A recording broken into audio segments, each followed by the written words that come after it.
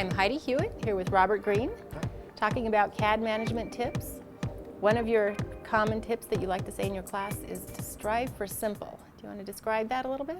Yeah, I read a book a long time ago, about 25 years ago, by a guy named Dan Bricklin, and he's a computer scientist, and what he said is users aren't stupid, they're busy.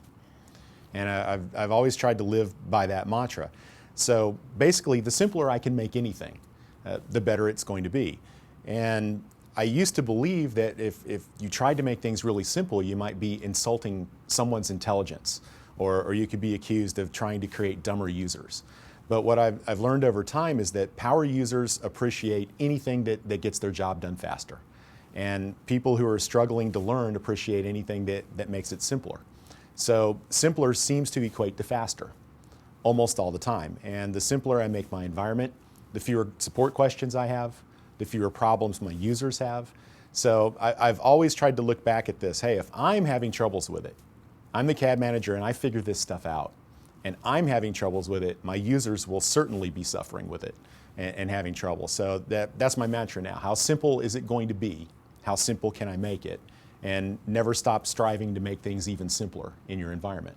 And can you just give a few examples maybe of what you're talking about in the environment? Just some things that you would do to make something simpler. Well, if you go to your users, your more conscientious users who really want to make things better in the CAD environment, you can ask them, what kinds of things are productivity barriers for you?